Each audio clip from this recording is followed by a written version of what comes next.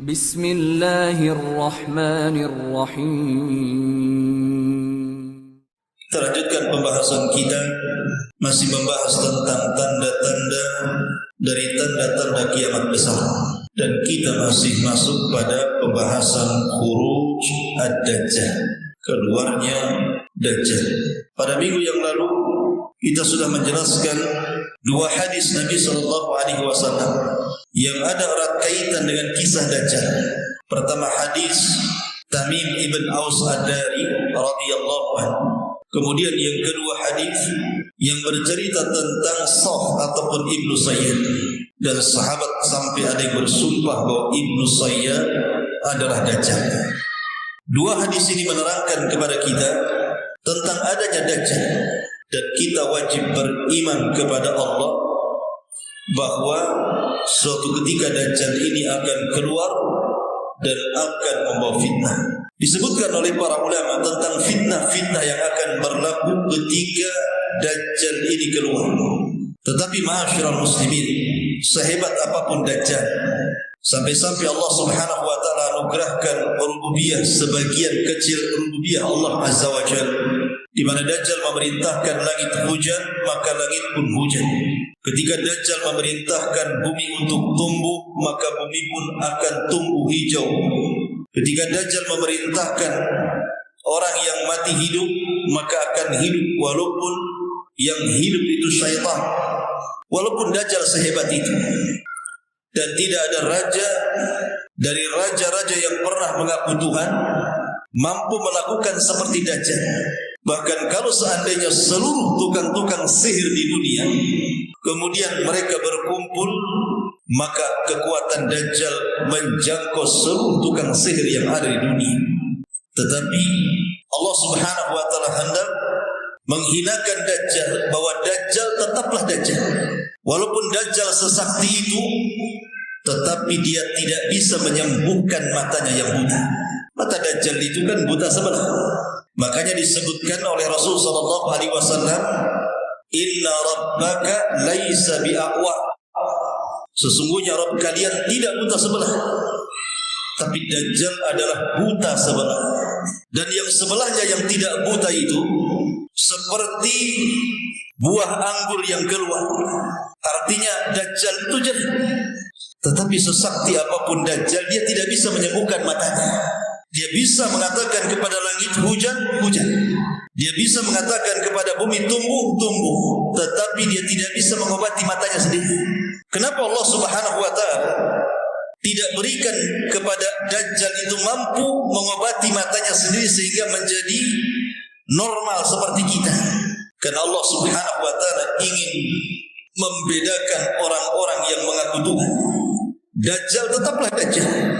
Dia orang yang jelek, yang buruk, yang busuk, yang Allah Subhanahu wa taala kirimkan untuk ibtila, menguji iman manusia. Ataupun Dajjal tidak sanggup menghapus kalimat kafir di dahinya. Bukankah salah satu alamat Dajjal itu ada tulisan kafara di dahinya, di antara dua matanya ada tulisan kafir. Yaqra'uha, bisa dibaca qari atau ghair qari. Baik dia bisa membaca atau yang tidak bisa membaca. Dia bisa membaca, di antara kedua mata Dajjal itu ada tulisan kafir. Tapi Dajjal tidak bisa menghapus tulisan itu di dahinya. Kenapa? Karena Allah Subhanahu wa taala ingin menghinakan bahwa siapapun yang mengaku dirinya Tuhan, dia bukan Tuhan karena masih punya kekurangan. Lihat Dajjal. Atau mungkin menyembuhkan kedua kakinya. Kedua kakinya Dajjal itu murabbah. Mungkin bahasa kitanya egang gitu ya. Jadi betisnya itu seperti busur panah, kakinya itu seperti busur panah seperti ini. Jadi jalannya jelek. Itu saja tidak bisa menyembuhkan kedua kakinya. Artinya ada sisi kelemahan Dajjal. Dan siapapun yang melihat Dajjal dengan kacamata ilmu, maka dia tidak mungkin beriman dengan Dajjal. Tidak mungkin Tuhan seperti itu. Banyak cacat. Tapi Dajjal tidak bisa menyembuhkan cacatnya itu. Ma'asyiral muslimin yang dimuliakan Allah Subhanahu wa taala. Akan tetapi Dajjal ini memang diutus oleh Allah Subhanahu wa taala untuk ibtila, menguji agama manusia.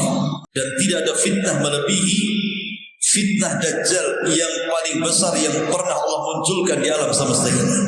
Karena kerusakannya luar biasa. Maka malam ini kita akan rinci siapa para pengikut Dajjal dulu, apa fitnahnya, apa kerusakannya, kemudian bagaimana caranya kita menghindar dari Dajjal ini, dan bagaimana Dajjal wafatnya atau meninggalnya atau matinya atau kasarnya mampusnya gitu. Sebab kalau meninggal terlalu sopan itu Dajjal itu. Ma'asyiral muslimin yang dimuliakan Allah Subhanahu wa taala. Pengikut Dajjal yang pertama adalah orang-orang Yahudi. Orang-orang Yahudi adalah para pengikut Dajjal. Karena bagi Yahudi, Dajjal itu seperti Imam Mahdi dalam Islam. Mereka menunggu-nunggu kemunculan.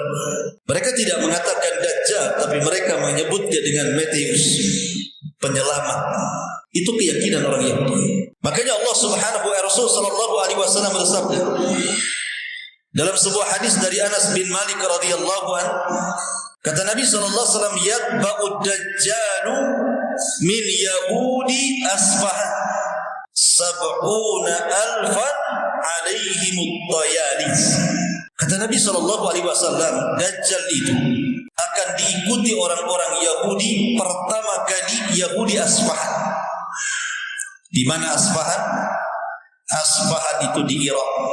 Makanya sering saya ulang-ulang, Dajjal ini muncul di negeri yang mayoritas orang-orang Syiah berada, dan akan mati di negeri yang mayoritas orang-orang Yahudi berada. Muncul di negeri orang-orang Syiah dan mati di negeri orang-orang Yahudi. Seolah-olah antara Syiah dengan Yahudi itu ada komunikasi, ada hubung kait, ada korelasi dari kemunculan sampai matinya Dajjal. Maka tidak pernah kita mengakui tentang ajaran Syiah itu bagian dari Islam. Maksudnya Syiah di sinilah Syiah Rafidhah, Syiah yang mencela para sahabat Nabi sallallahu alaihi wasallam, yang mengkafirkan Abu Bakar, Umar dan juga Utsman. Kata Nabi sallallahu alaihi wasallam, Dajjal akan diikuti oleh orang-orang Yahudi Asfahan Irak. Berapa jumlahnya? 70 alfa, 70.000 tentara Yahudi Asfahan akan ikut di belakang Dajjal. Dan ini tentara pertama yang akan menjadi kekuatan Dajjal untuk merusak bumi. Makanya ma'asyiral muslimin yang dimuliakan Allah Subhanahu wa taala, ketika kita berkisah sedikit tentang Palestina, kenapa orang-orang Yahudi itu mereka bersikeras untuk menguasai Palestina, sejengkal demi sejengkal, sehasta demi sehasta, sekilo demi sekilo, semil demi semil, dan akhirnya menguasai sebagian besar negeri Palestina. Bahkan anehnya, yang mereka kuasai adalah daerah-daerah yang dianggap suci seperti Baitul Maqdis. Betul-betul mereka kuasai.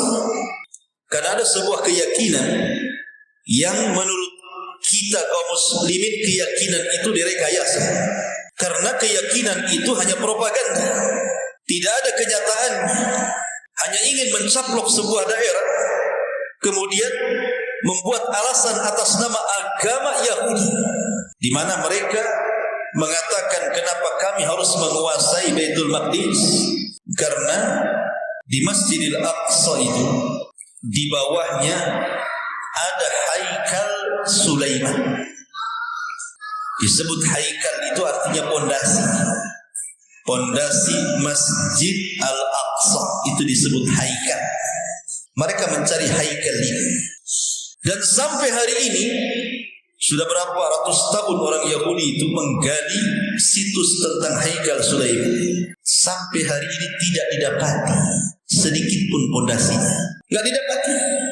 Sehingga orang-orang Yahudi sendiri berselisih pendapat tentang letak haikal Sulaiman. Sementara bagi kita tidak ada yang namanya haikal Sulaiman, karena yang membangun Masjidil Aqsa itu bukan Sulaiman. Yang membangun Masjidil Aqsa itu adalah Nabiullah Adam alaihi salatu wassalam. Ketika Adam membangun Masjidil Haram, 40 tahun setelahnya ada membangun Masjidil Aqsa.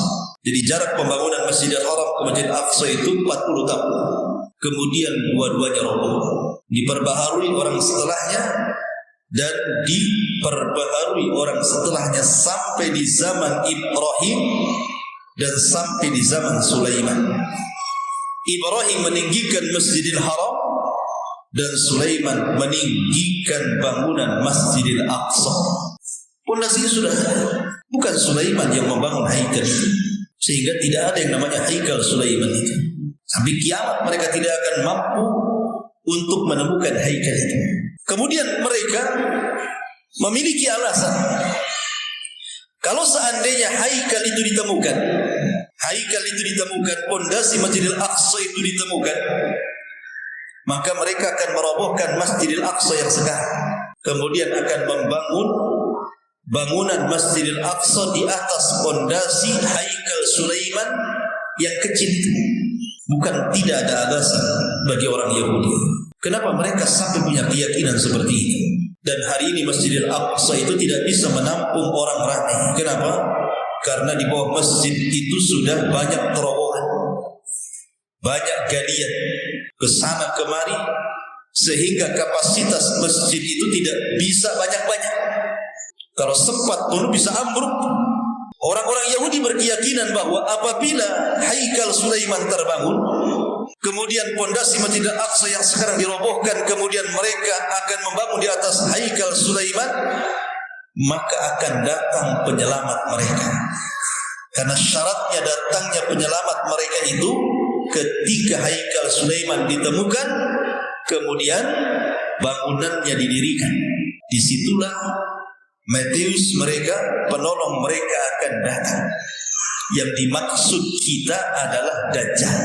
Ma'asyiral muslimin yang dimuliakan Allah Azza wa Jalla. Makanya keyakinan orang Yahudi itu terus tertanya. Dan sekarang di Iran, menurut penelitian di Asfahan, di sebuah kota Asfahan di Iran, itu sudah banyak orang-orang Yahudi yang tinggal di situ, dan jumlahnya ribuan.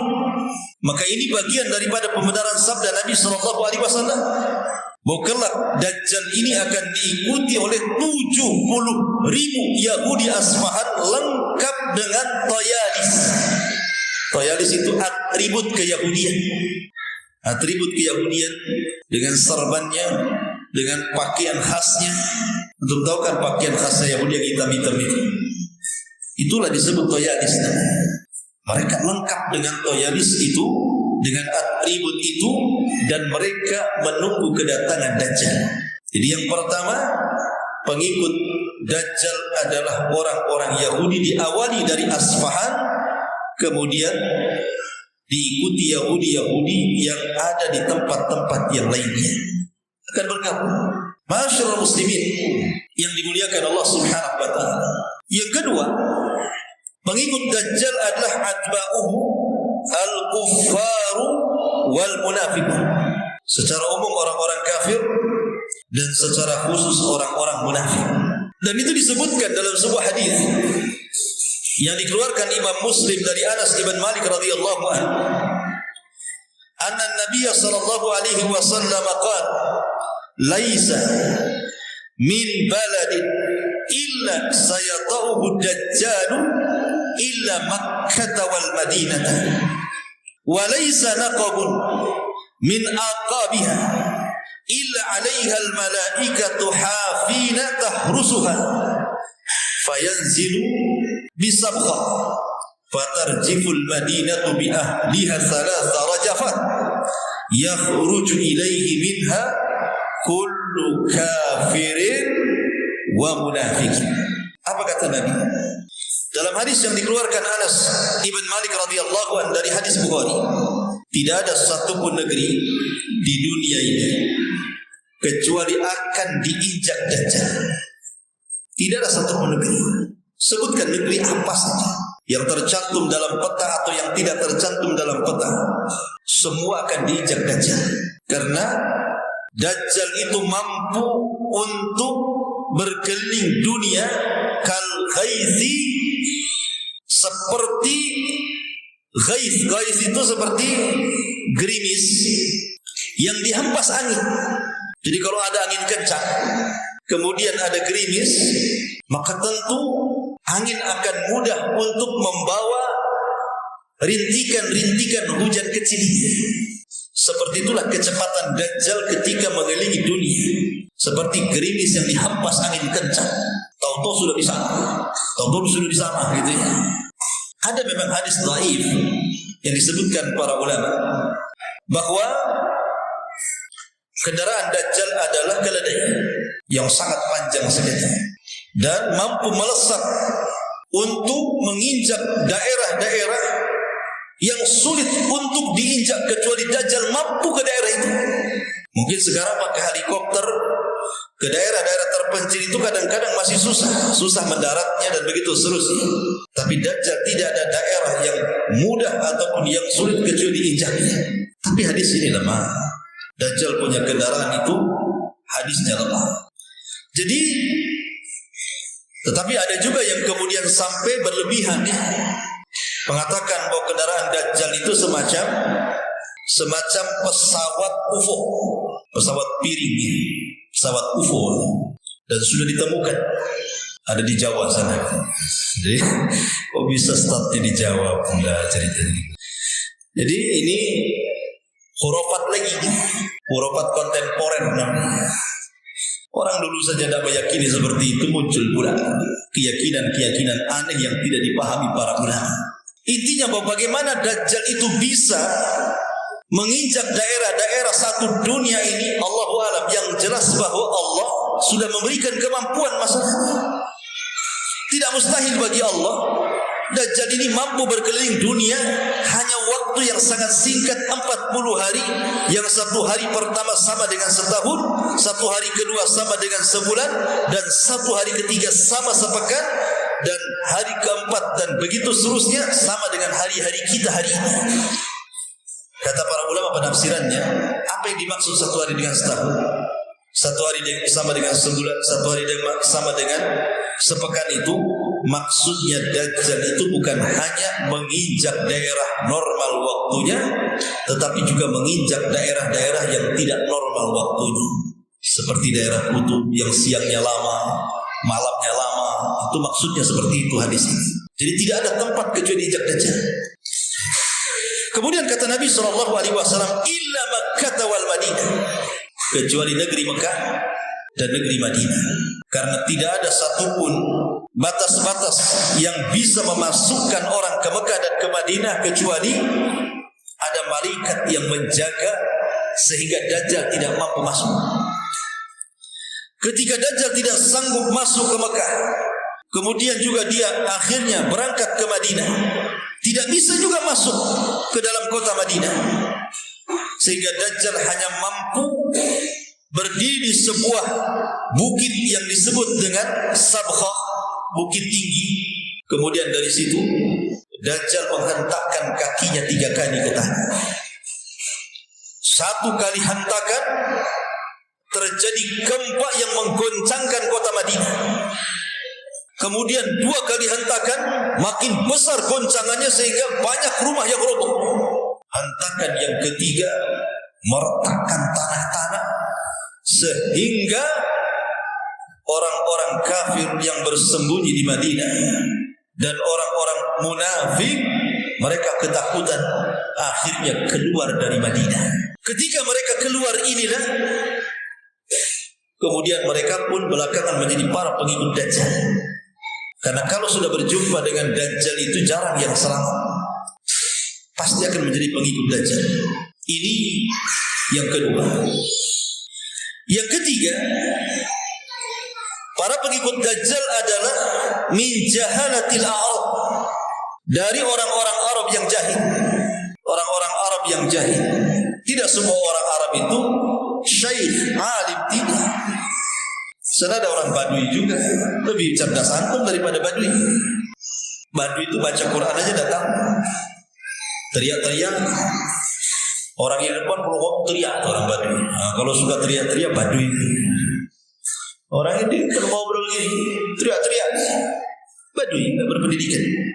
Nah, orang-orang Arab jahil ini kebanyakan mereka akan jadi pengikut Dajjal. Dan itu disebutkan dalam hadis Nabi SAW yang dikeluarkan oleh Imam Hakim dan Ibnu Majah dari hadis Abi Umamah radhiyallahu an. Dalam hadis yang panjang sekali. Lah di antara penggalan hadis yang panjang itu, Rasulullah mengatakan, wa inna minal fitnati an yaqula lil a'rabi ara'aita in bu'ithtu laka abaka wa ummaka atashhadu anni rabbuka fayaqulu na'am fayatamathala lahu syaitanani fi surati abihi wa ummihi fayaqulani ya bunayya itba'hu fa innahu rabbah. Di antara penggalan hadis yang panjang dari hadis Abi Umamah itu adalah di antara fitnah Dajjal, Dajjal akan berkata kepada orang Arab. Si Dajjal itu ketika tidak bisa masuk ke kota Mekah dan Madinah, maka Dajjal akan berkeliling ke kabilah-kabilah Arab, ke orang-orang Badui di Arab itu, akan keliling ke daerah-daerah Arab. Kemudian ketika sampai di daerah-daerah Arab, maka Dajjal akan mengatakan kepada orang-orang Arab jahil itu, bagaimana pendapat kalian? Jikalau aku mampu menghidupkan ibu dan bapak kalian, maukah engkau bersaksi saya adalah Tuhanmu? Maka orang-orang jahil Arab mengatakan, na'am ya, kami siap bersaksi kalau engkau bisa menghidupkan bapak dan ibu kami, engkau adalah Rabb kami. Maka Dajjal pun mengajak orang-orang ini ke kuburan ayah dan ibu mereka, ke kuburan orang-orang yang mereka cintai dari orang tua mereka. Kemudian setelah sampai di kuburan, tiba-tiba Dajjal mengatakan kepada kuburan, yuk hiduplah kalian. Tiba-tiba kuburan itu retak, belak, muncullah manusia-manusia berdatangan dari dalam kuburan. Kata Nabi SAW, fatamatsala lahu syaitanani.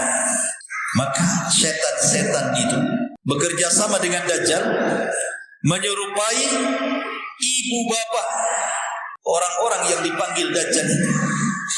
Tiba-tiba setelah hidup ibu bapak mereka, padahal itu adalah jelmaan syaitan, bukan beneran, itu sihir. Tiba-tiba kemudian orang tuanya, ibu bapaknya ini mendekati anaknya, kemudian menciumnya, memeluknya. Maka anaknya pun senang karena ibu bapaknya masih hidup. Tiba-tiba ibunya mengatakan, nah, sesungguhnya aku dihidupkan karena dia mengisyaratkan kepada Dajjal, ikuti dia karena dia adalah Tuhan. Ya, bagaimana fitnah Dajjal sedahsyat itu coba. Gimana orang-orang tidak ikut Dajjal kalau sesakti itu Dajjal itu? Makanya Dajjal disebut Al-Masih, sama dengan Isa di Maryam disebut Al-Masih. Karena Isa bisa mengusap manusia, orang mati bisa hidup karena mukjizat. Tapi Dajjal juga bisa menghidupkan orang yang mati dengan mengusap kuburan, tetapi yang hidup bukan orang yang sudah mati, tapi syaitan yang mempermisalkan orang mati itu persis seperti ibu bapaknya. Sihir daripada Dajjal. Tukang sihir mana yang bisa melakukan seperti Dajjal? Nggak ada. Sesakti itu Dajjal. Makanya wajar orang-orang Arab itu mereka banyak mengikuti Dajjal. Ini yang ketiga. Yang keempat, para pengikut Dajjal adalah kaumun wujuhuhum kalmijanil mut'arakati. Sebuah kaum yang wajah mereka persis seperti perisai perang, bulat-bulat wajahnya. Siapa mereka? Kita baca dulu hadisnya. Hadis ini dikeluarkan oleh Imam Ahmad dari Abu Hurairah radhiyallahu anhu. Nabi SAW bersabda, la yanzilanna ad-dajjal uzwa karmah fi 70,000 wujuhuhum kalmijanil mut'arakati. Dajjal akan turun di sebuah daerah namanya Khuz dan juga daerah Karmah, dan akan diikuti 70,000 manusia yang wajah mereka seperti perisai-perisai perang. Kemudian dalam riwayat yang lain dari hadis Abi Bakar radhiyallahu anhu, inna dajjal yakhruju min kibalil masyriq min madinati yuqalu laha Khurasan yatba'uhu aqwam wa fi riwayatin afwajun ka'anna wujuhahumul mijanil mutrakati. Kata Nabi SAW, sungguhnya Dajjal akan keluar dari arah timur di sebuah Madinah yang disebut dengan Khurasan, Khurasan Iran, dan akan diikuti oleh banyak kaum yang wajah-wajah mereka seperti perisai-perisai perang.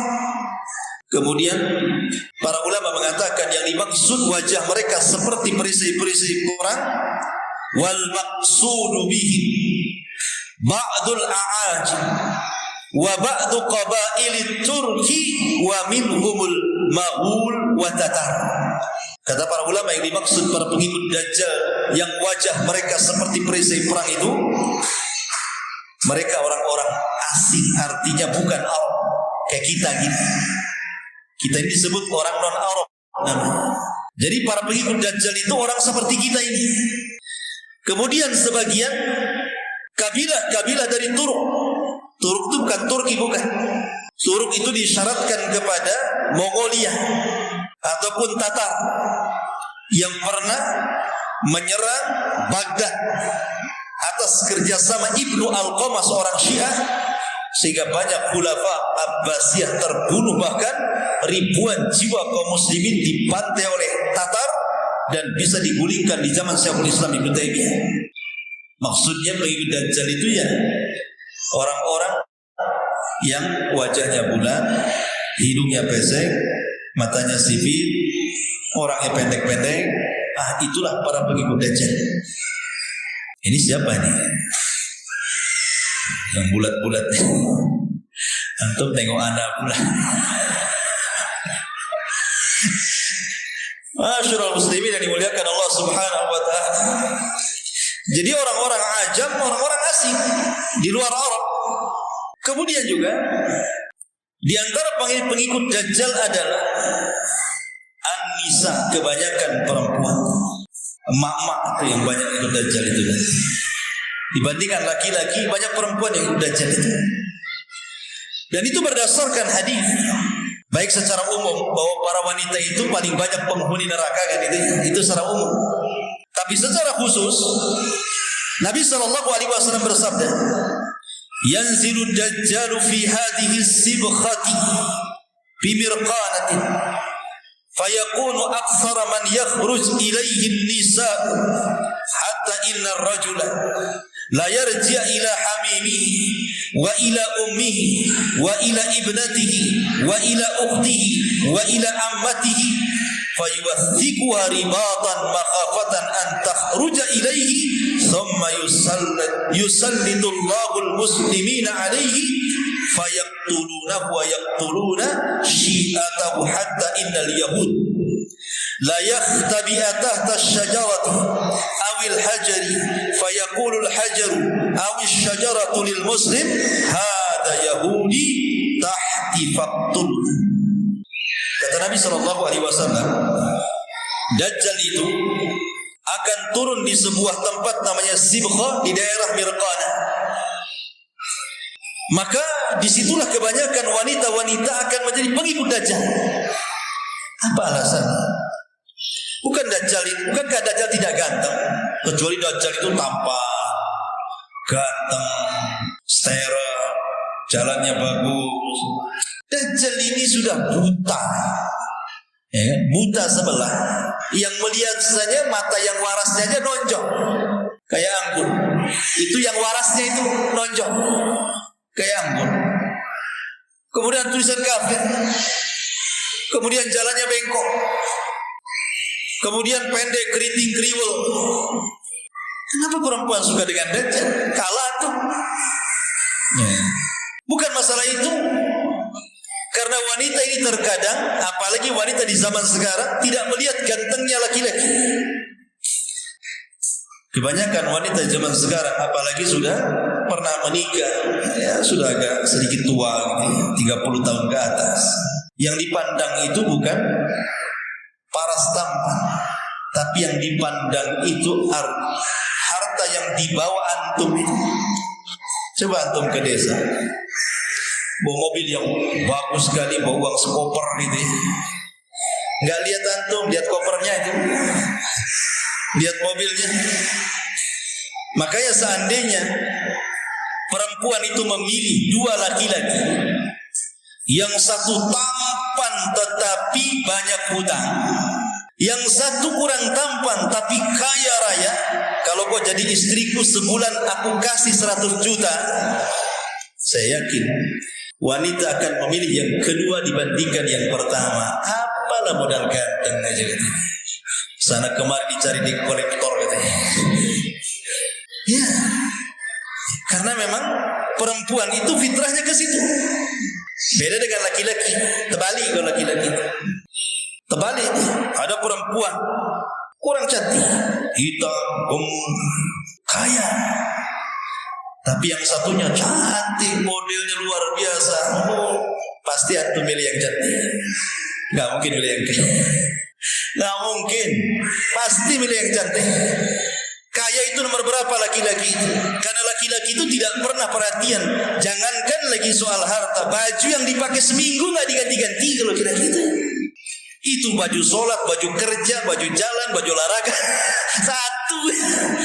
Kalau perempuan kan nggak bisa kayak gitu. Baju tidur lain, baju nyuci lain, baju arisan lain, baju semua lain.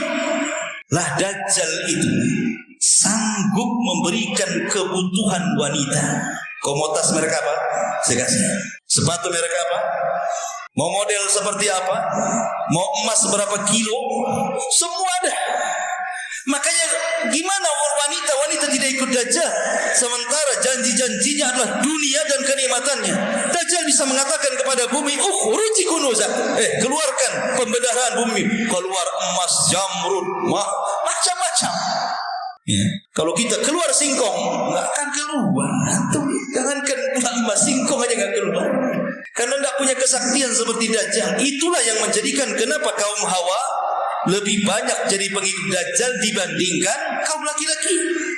Makanya kata Nabi SAW, saking khawatirnya Dajjal itu menguasai kaum wanita, wa inna rajul, sampai seorang laki-laki bergegas ke rumahnya, mencari istrinya, mencari anak perempuannya, mencari bibinya, mencari ibunya, mencari ibu mertuanya.